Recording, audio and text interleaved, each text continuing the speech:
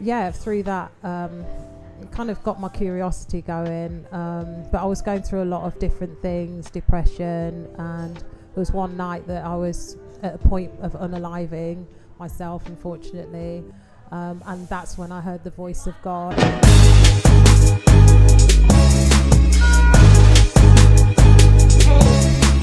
we doing?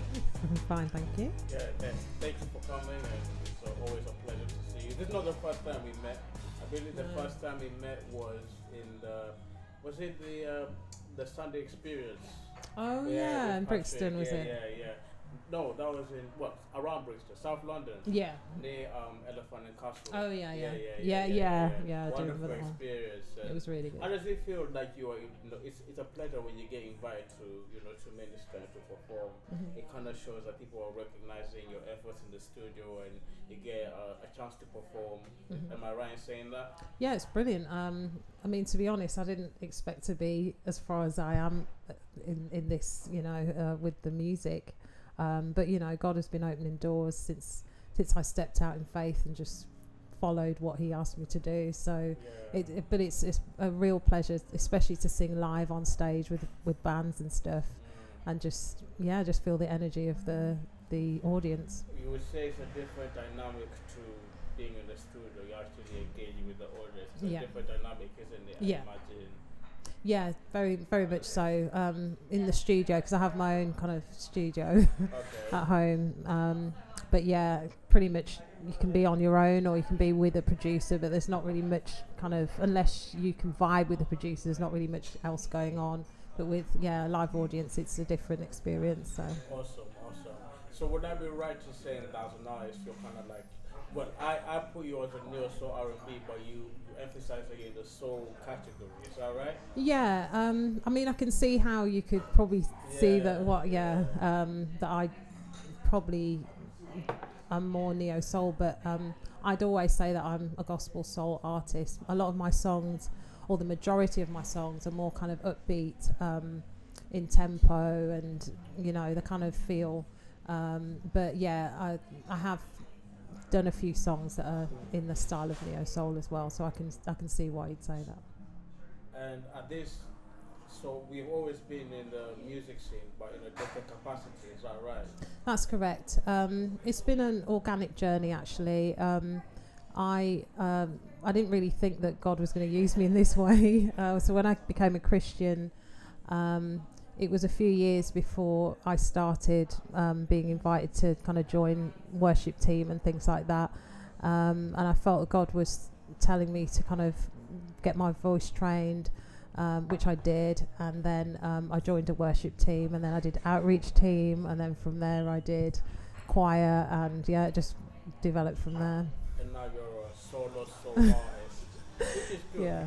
Yeah. But before we get to music, maybe tell us a brief testimony of how you came to the Lord. Yeah, I don't know how I can keep it brief. I'm going to try. Okay, so I became a Christian in 2001. I'd actually been travelling to the city centre. I used to live in Birmingham, and I'm a Brummie. And an old school friend had come onto the bus. I hadn't seen him for a long time, and he told me basically about his life changing since he became a Christian, and I was quite intrigued. He told me that he heard the voice of God, and I was like, God speaks? Does God even exist?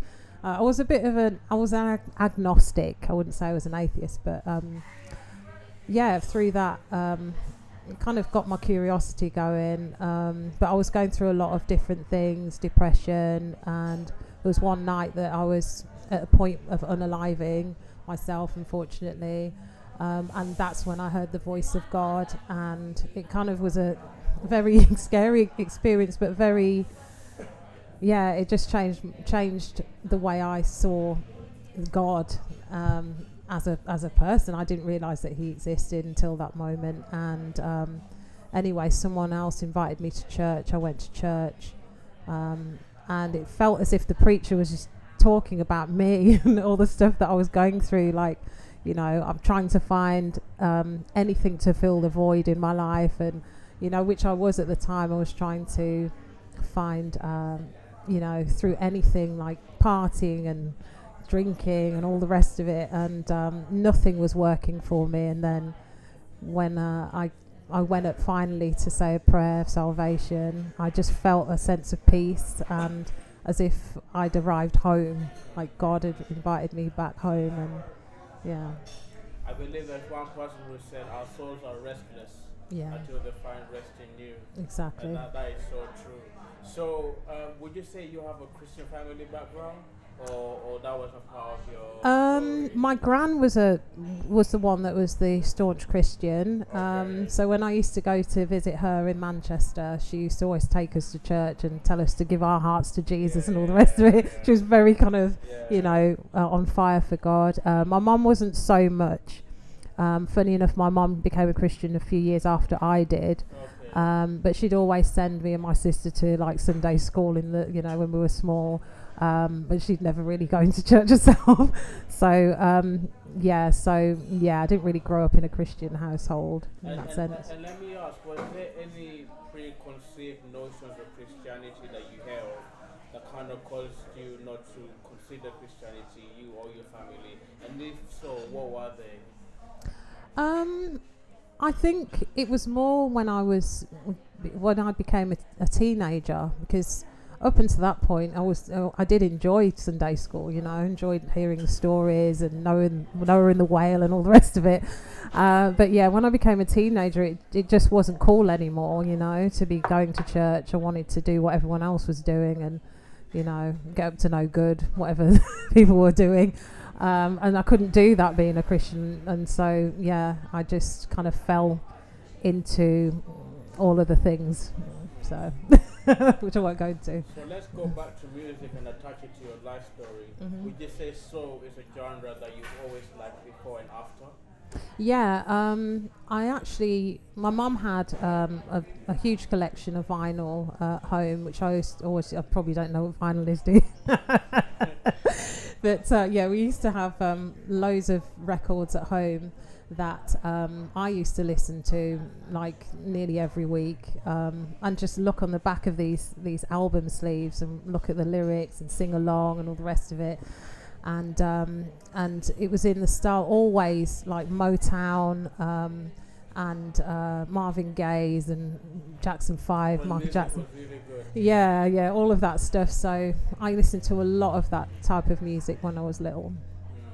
And so when did you discover that you can actually be a Christian and actually make music in a style like you like? When did that dawn on you? When did you discover that? Well, there was a couple of occasions. When I joined the outreach team at church, we sang a lot of kind of what you'd say popular songs, but we kind of changed the lyrics, so it was more like ain't nobody loves me better, and it would be like about Jesus. But we did a lot of that and kind of draw the crowd in. It was almost like bait, I'd say, because people obviously knew those songs, so they'd come in, listen, and then they'd hear it was, actually these lyrics are different, it's kind of it's kind of so it's about Christianity, it's about someone's faith. And do you think that worked? Because I think at some point I believe in using cultural things, the cultural styles to win. But would you say also, if we can admit that sometimes it can be a little bit corny, maybe tell us a little bit about some of it can. I've seen even today on social media, I've seen some interesting renditions of people's songs, and I think it can go from really good to ridiculous, unfortunately. I suppose it's just how I don't know. It can be, but ours never was. I'd like to think it wasn't anyway. We did get a lot of people inquire about the faith, and we had a lot of time to discuss about where people were at, and then prayer and things like that. So it did open a lot of opportunities to speak with other people. And of course, I appreciate the heart about using the cultural styles and aesthetics to win people to Christ. But also it's also about the institution, right? The intention could be there, but not quite well executed. Some do it well and some don't. Very, very true. But when I actually was, some of the members of the congregation had been listening to a lot of like R&B, gospel from the US. Okay. And so they would always say to me, "Oh, have you heard of Dawkins and Dawkins, or have you heard of this group?" You know, and I'd be like, "No." And so like they'd always kind of give me these CDs and whatever. Moving on to CDs now from vinyl. So I thought, oh wow, you know, this is a thing, you know, R&B, gospel, and then I heard a lot of hip hop, gospel as well. So we called it holy hip hop back then. It's kind of moved on.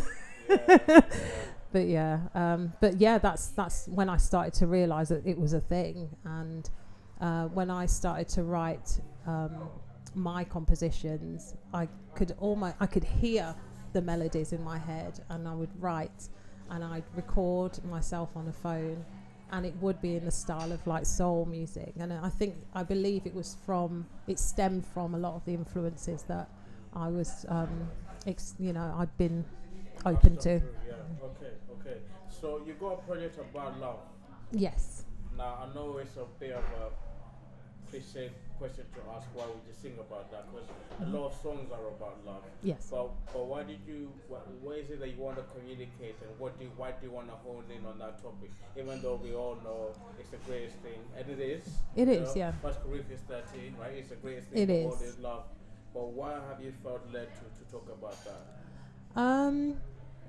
It's a difficult one to answer, but I think in my observations of how we've been going in terms of church, or in terms of people that aren't in church, particularly during the pandemic, I remember a very horrible incident where a man in America had been brutalized by police, and it was all unfortunately around his race.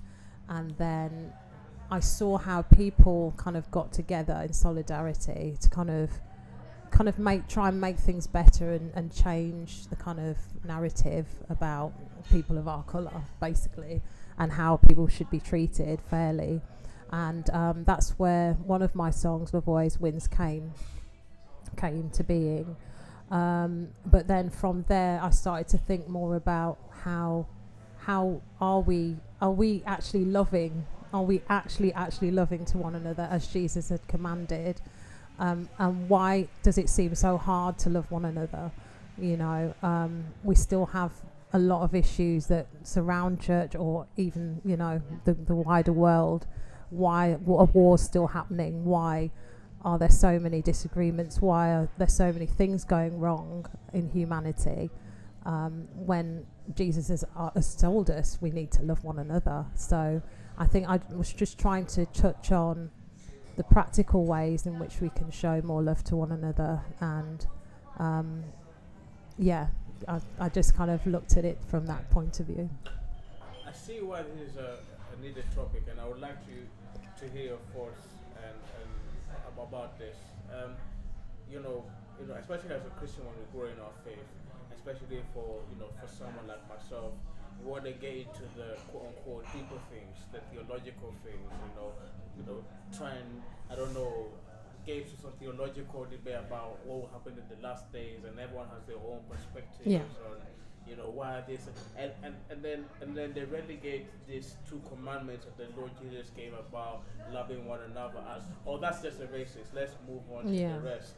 When in actual fact, it is actually in holding in on what we regard as basic, which actually I've come to believe is no. It's not.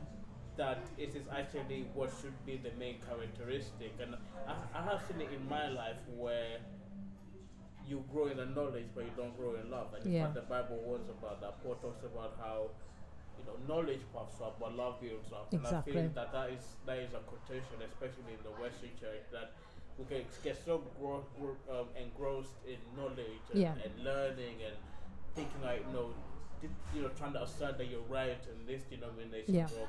And so I feel like this is a very much needed topic, and I'm afraid when we hear songs about call love one another, it's like, well, tell something I don't know. Yeah. But do you know what love exactly. is? Because it is no surprise that a lot in the world don't even know its definition. It's true. But even what is more sad is the church do not know it, and if they do not know it, they relegate it to, oh, that's just the basics. Let's move on to the rest. Yeah. So I would like your thoughts on that, especially speaking brother and sister in Christ. Yeah. I mean, I completely agree with you. You can get to a point where you know so much about the Bible, you know Genesis to Revelation, and you can quote scripture, but then when you go outside, someone can kind of cut in front of you in a queue, and you're suddenly, not very, you're kind of rude to that person, or you react in a certain way that's not considered representative of the kingdom. And even with my next tune, which I don't really want to talk about just yet, but I was reflecting on myself, and I believe that God was bringing me to a point where it was like, okay, so Priscilla, I know you might be very busy, or you might be very caught up with things in everyday life, but you've got to look around you. You've got to be present and see where the opportunities are. You've got to, okay, that person over there might need a word of encouragement. That person over there might be going through a hard time. It's not just about me and my busyness, or if someone, like I said before, kind of rude to me or whatever, I'm just suddenly reacting. They might be just going through a really hard time. We've got cost of living crisis at the moment going on. We've got a lot of things that people are stressing over, and they don't know what tomorrow is going to bring. And so we've got to be a bit more aware of ourselves and others, and what could potentially bring those people to Christ if we would just kind of sit back and say, right, I'm going to allow God to use me in a really good way. It's funny, even what comes to mind even now is Jesus said, there will know us by our love one for one another. Yeah. And so again, this is something that we need to really go back to. I believe that can get so engrossed to know the deeper stuff, quote unquote, that we forget that how people know who we are is how we are radical in our love. And sometimes, even in a city like this in London, or whatever city you're in, you can get so engrossed in your own agenda, like you said, that you don't know what's going. You need to look around. Like, we're here to be salt and light. Exactly. Yeah. And so that's ministered to me, and I prayed ministering to whoever's listening that, hey, this isn't. I think what I want to emphasize here is this is not basics. This is the be all and the end all of the Christian life. A Christian husband is a loving husband. A Christian wife is a loving wife. A Christian is one should be characterized by love, and it's very important. Love your neighbor. Love the one closest to us. Exactly. And this is how we draw people to Christ. By the love. It's God's love that brought us.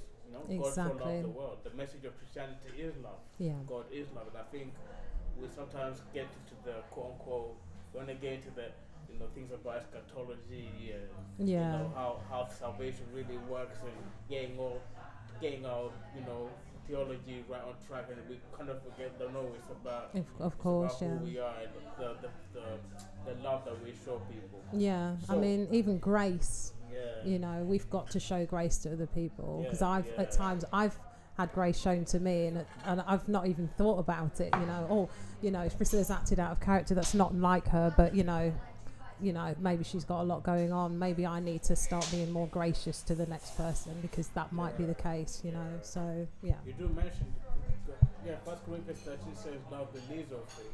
So not to believe that sometimes the way that they write is a characterization of who they are, but rather, wait, maybe you're going through something. Yeah. I need to try and doing that. Yeah. Someone flips on me, but like, maybe I think I've had time. Yeah. Yeah. Interesting.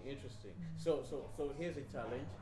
Define love then. Since you go I can't define it. What's love? What is love? Well, God is love. What is love? But I think it's a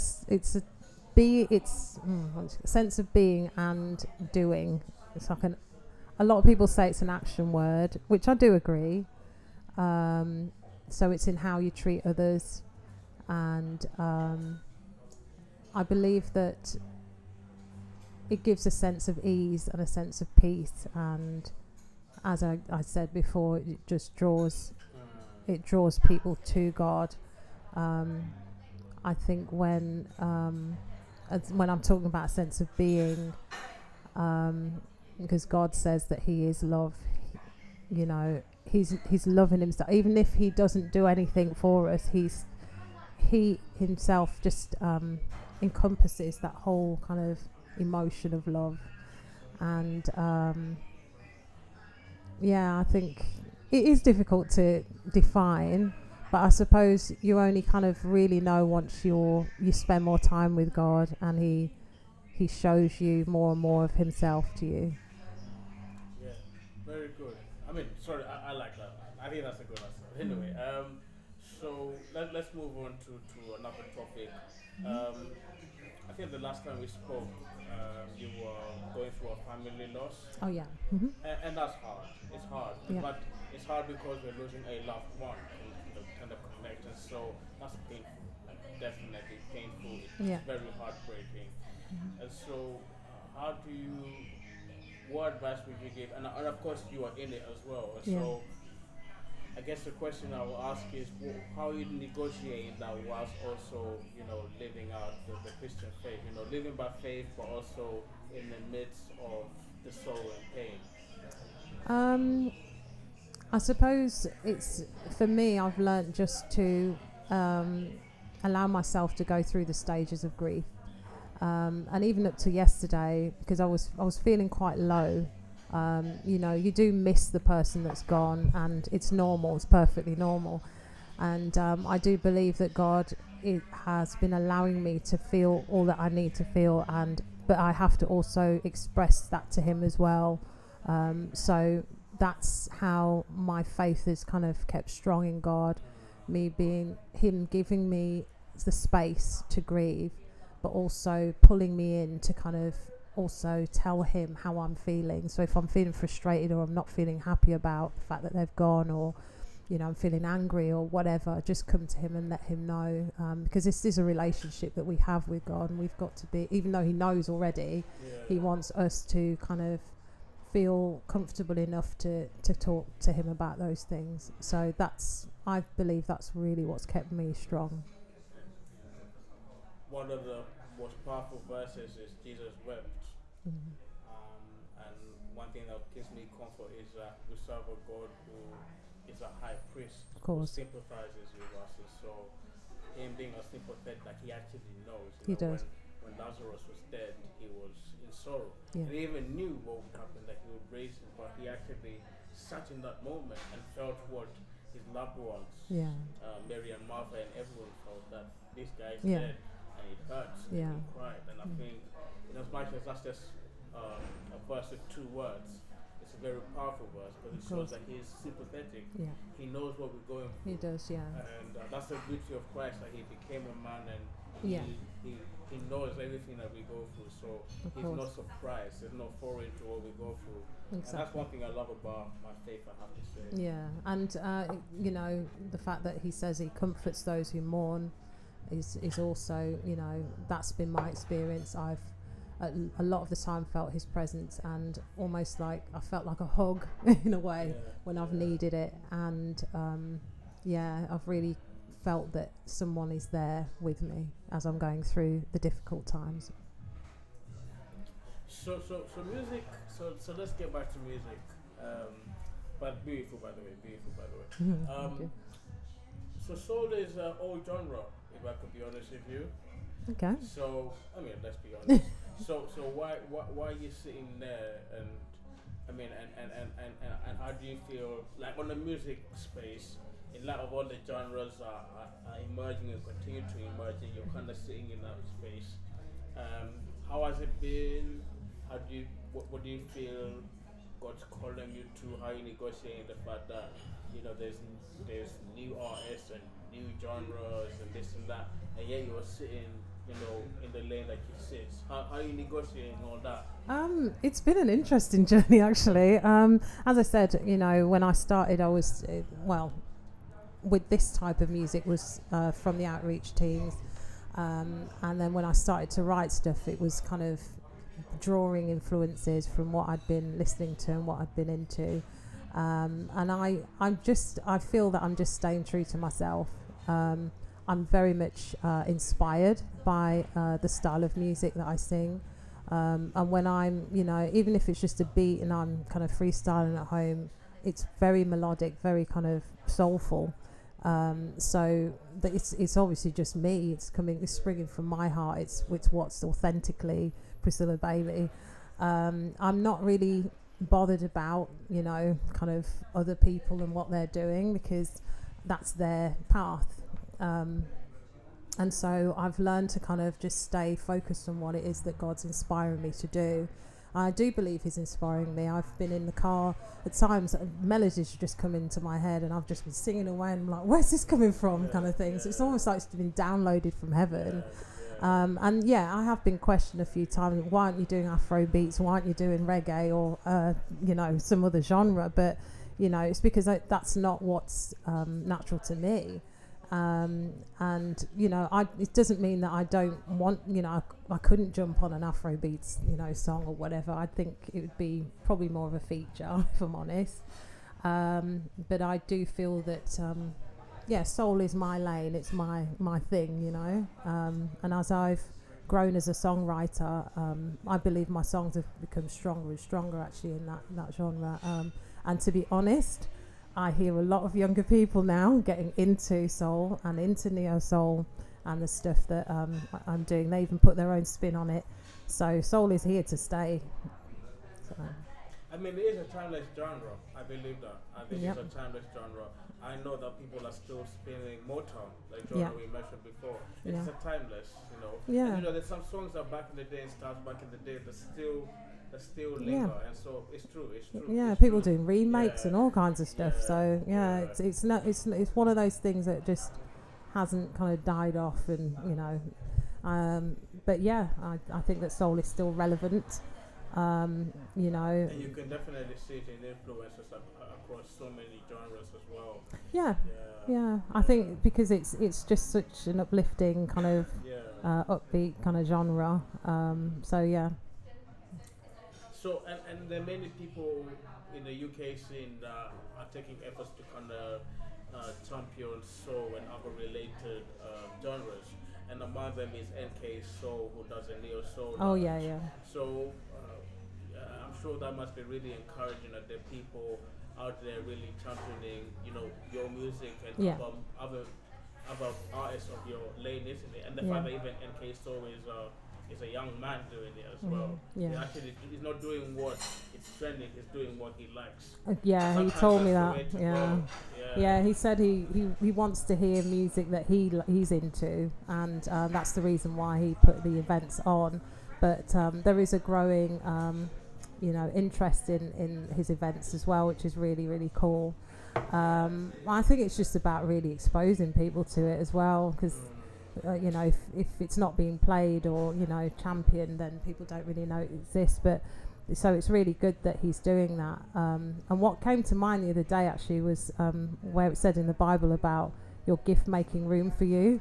And because I've stayed in this faithfully for a while, I've started to see where now I'm being invited to kind of soul events and things, whereas before it wasn't really there. So God has been really good, and I've just stuck with it because, as I said, I'm inspired by God, and I believe in turn he's now showing me where to go and sing these songs. I mean, being faithful does produce fruitfulness. Exactly. Faithful, he does. Yeah. I don't want to start jumping on every new thing that's going, because it's what's that about? It just shows instability. Yeah. So we mentioned before in the beginning of our conversation that in the bid to draw people to Christ, people will choose a song which is more often in the genre a love song, and kind of spin it to talk about Jesus. Do you think among Christian soul and R&B and neo soul singers that they're kind of getting comfortable to sing about not just our love for God, but also romantic relationships? I just feel like what's unfortunate is that when you hear a love song, more often you think it's a secular person who has made it, and therefore to be distinctly Christian, you have to sing a song about love for God. But romantic relationships are actually what God has Yeah. created for us. Mhm. So, and I can see people are actually just pushing the lane a bit and say, look, this is not a worldly thing. This is what God created. God created romance and marriage, Of course, yeah. and that kind of love. And so, why is it that at the very beginning there was this cliche, don't do that, just sing your love for God? And is there what steps can be made to kind of encourage even R&B artists to still make music, love songs, but obviously as Christians with Christian principles? Because of course, Christian, there's some very songs which are very wouldn't advise, shall we say, people to listen because of the lust and all the bad stuff that elicits. But there's something to be said about good love songs that are wholesome. I mean, even songs are so long. This is the Bible, and people could say, people can say, oh, it's a representative of Christ in the church, and that's true. But in its literal sense, it's talking about human relationship. Yeah. So, how do you feel about that? How do you feel our Christians who are kind of in your space are kind of navigating that? That's a bit of a difficult one to answer, actually. I mean, I can only talk from my perspective because, to be honest, I'm doing this it's a tool of evangelism for me. So whether I talk about my testimony and then sing a song or vice versa, that's, the whole purpose of me doing these songs is to, in layman terms, talk about God, talk about my faith, how I got to Christ, talk about, themes that, people would hopefully understand. So I don't really see myself venturing into that side of things. I think all depends, because I remember Tamala Mann, I believe, and her husband did a romantic album, and there was a big hoo-ha about that. I believe T.D. Jakes was part of another project that was to do with love songs. And so they didn't really know how to market it because, as you know, they didn't really know how to market it properly because, as you rightly said, Christians think, these songs need to just be God, God, God, God, God. They didn't really know how to kind of market that properly. So I suppose unless you have that kind of education about relationships and this is why you're singing this style of song in this way with these words, then I don't really. I think it's probably it's still going to be difficult. I have seen a lot of I've seen this being discussed even with hip hop artists about they don't just want to rap about God, they want to rap about other things that are going on in their lives or in the world, and they have hit challenges with that as well. So I think it's probably one of those things that just needs to be addressed, so that we can see what a good way around it is.